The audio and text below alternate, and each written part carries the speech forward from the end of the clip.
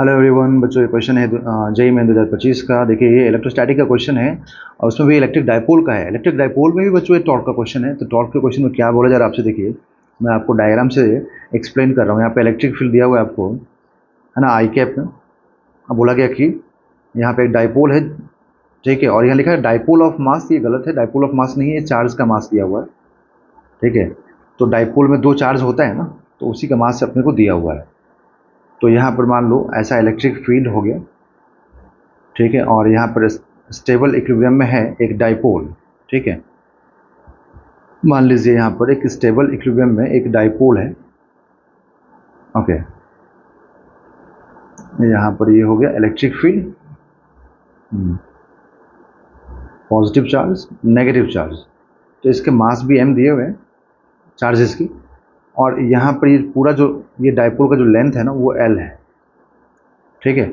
और ये रोटेट करेगा अपने इस पॉइंट के अबाउट, ओ पॉइंट के अबाउट रोटेट करेगा। तो ओ पॉइंट से लेकर वन एंड का डिस्टेंस क्या हो जाएगा, l/2 हो जाएगा, ये l/2 हो जाएगा, ठीक है। तो अगर मोमेंट ऑफ इनर्शिया की बात करें हम लोग यहाँ पर, तो हम मोमेंट ऑफ इनर्शिया क्या लिखें, दोनों चार्ज पार्टिकल का। तो दोनों चार्ज पार्टिकल का मोमेंट ऑफ इनर्शिया हम लिखें, या फिर आई नेट लिखें पूरे दोनों चार्ज पार्टिकल का। तो m इंटू, क्योंकि चार्ज पार्टिकल है, ध्यान रखिएगा, रॉड नहीं है, ये चार्ज पार्टिकल है, और ये चार्ज पार्टिकल l/2 डिस्टेंस पे है पॉइंट जिसके अबाउट ये रोटेट कर रहा है, ठीक है। तो हम लिखेंगे m इंटू l/2 का square plus m into l/2 का स्क्वायर, क्योंकि दो पॉइंट पार्टिकल है यहाँ पर, ठीक है। तो दो पॉइंट पार्टिकल होने की वजह से ऐसा हो जाएगा। तो हम लोग लिखेंगे यहाँ पर कि m ट्वाइस m l²/4, तो ये कैंसिल हो गया। तो यहाँ आएगा m l²/2, ठीक है ना, ये आ गया आई नेट। तो हम लोग को मोमेंट ऑफ इनर्शिया नेट मालूम हो गया पूरे सिस्टम का।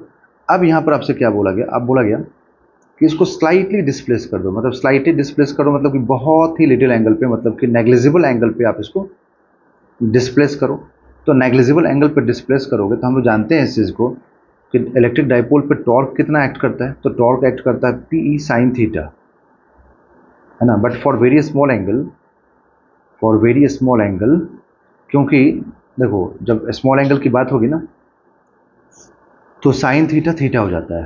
तो आप यहाँ से टॉर्क क्या लिख देंगे, टॉर्क लिखेंगे PE थीटा। तो एक इक्वेशन ये हो गया।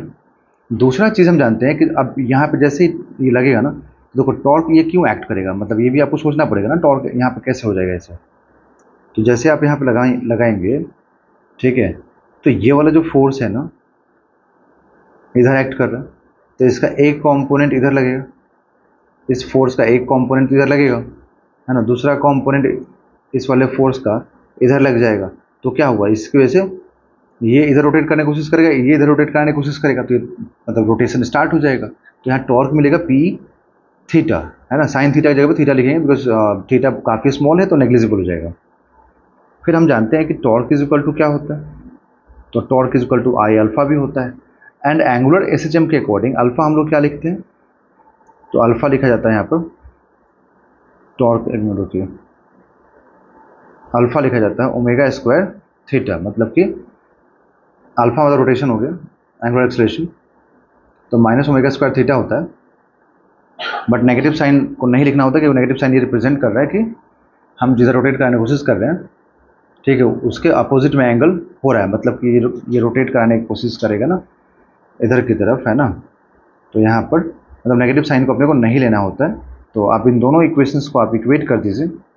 जैसे आप इक्वेट करेंगे आप, तो आप लिखेंगे PE theta is equal to I omega square theta, theta से थीटा कैंसिल हो गया, तो omega square is equal to क्या मिलेगा, PE/I, ठीक है। अब ऑप्शंस देखें, ऑप्शंस में ऐसे नहीं है, तो अब हम लोगों को यहाँ से ना फ्रीक्वेंसी निकालना होगा, क्योंकि 2π इंटू फ्रीक्वेंसी लिखेंगे तो ये मिलेगा PE/I मिलेगा। बट हमें तो फ्रीक्वेंसी से मतलब है, तो F इज इक्वल टू हम लोग क्या लिखेंगे, तो F इज इक्वल टू लिखेंगे हम लोग, एक second, F is equal to 1/2π into √I/PE। P क्या है, डाइपोल मोमेंट है, तो डाइपोल मोमेंट क्या हो जाएगा, Q इंटू L हो जाएगा, ठीक है ना, Q इंटू L हो जाएगा। तो आप यहाँ से f is equal to 1/2 into root over ये आ जाएगा ml² अपॉन ये हो जाएगा यहाँ से q इंटू एल इंटू ई।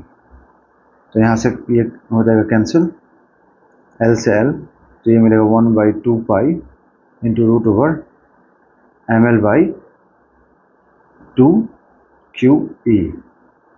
ठीक है, तो 1/2 इंटू रूट ओवर ml/2QE।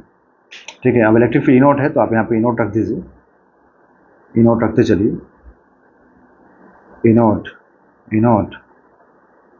है ना, उसे कोई दिक्कत नहीं है, E0 तो ये हो जाएगा 1/2 इंटू ml/2QE रूट के अंदर। तो option number 4 is a right answer.